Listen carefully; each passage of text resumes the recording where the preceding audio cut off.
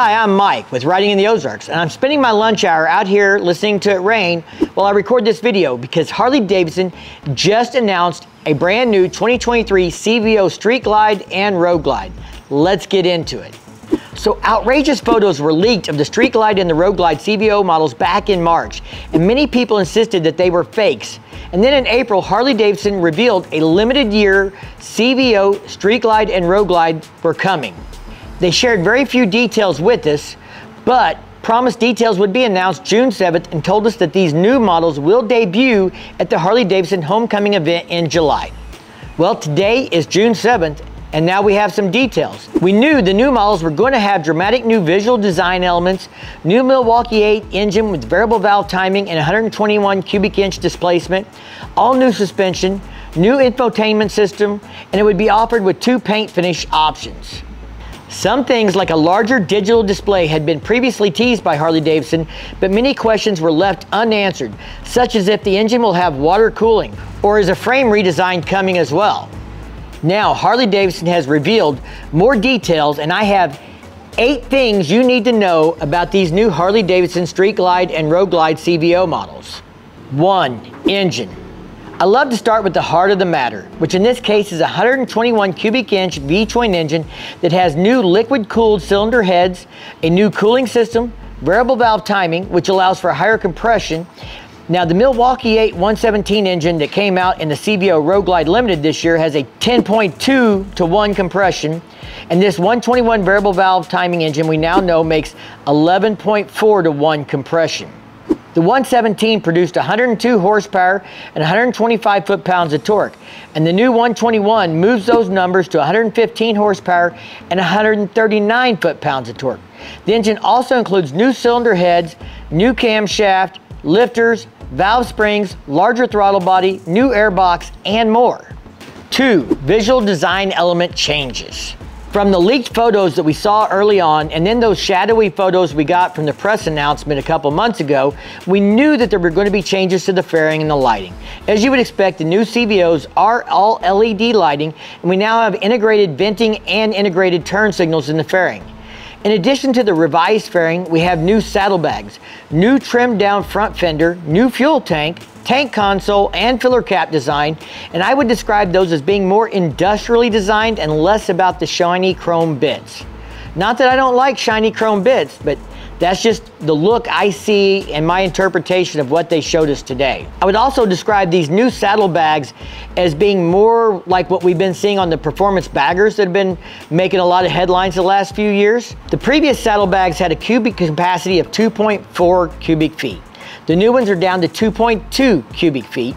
Not a big loss, but a small reduction in size for capacity on the saddlebags. Now, wind tunnel testing indicates that the new design will reduce helmet buffeting by 60% according to Harley Davidson. Also, both new fairing designs include adjustable air vents as well. 3. Lighting. As we mentioned, we have LED lighting and integrated turn signals in the fairing design, and also what I believe is going to be better and brighter rear lighting to help keep a rider safe and making them more visible and easier to see. 4. Suspension.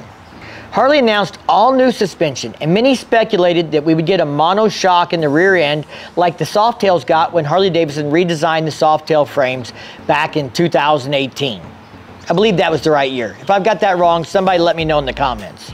In fact, some people have even put videos out claiming that they were positive it was going to get a monoshock rear end because of the adjuster they could see in the photos that were leaked, or the press photos, or wherever they got them from. The fact is, that is not what Harley Davidson announced today. What Harley did announce today was a 47mm inverted front fork and an increase of 50% in travel on the rear with dual adjustable emulsion suspension with remote preload adjustment on the left side and threaded preload on the right shock. For comparison, the 2022 CVO Street Glide and Road Glides had 3.6 inches of travel in the front and 2.1 inches of travel in the rear.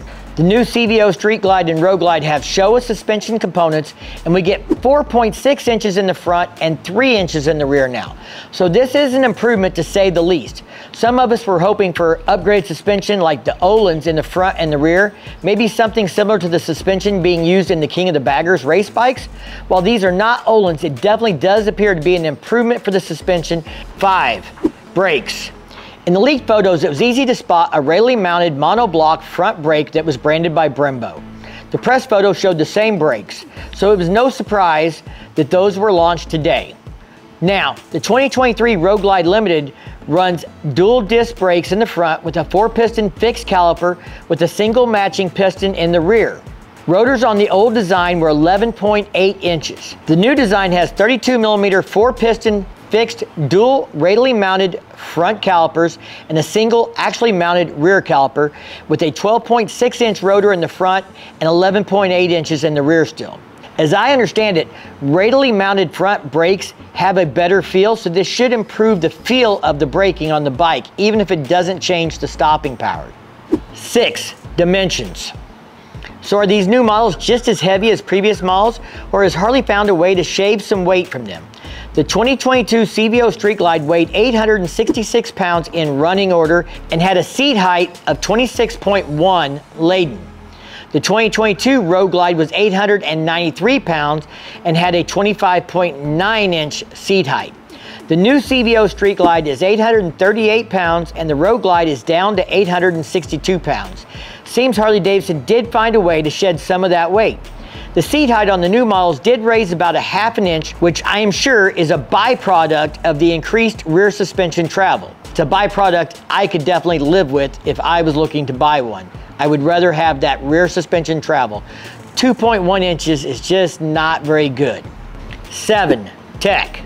These new CVO Street Glide and Road Glide models introduce an all-new suite of infotainment technology powered by a new Skyline OS. I have no idea who makes Skyline OS. I've never heard of it. A 12.3-inch TFT color touchscreen replaces all analog instrumentation and most switches.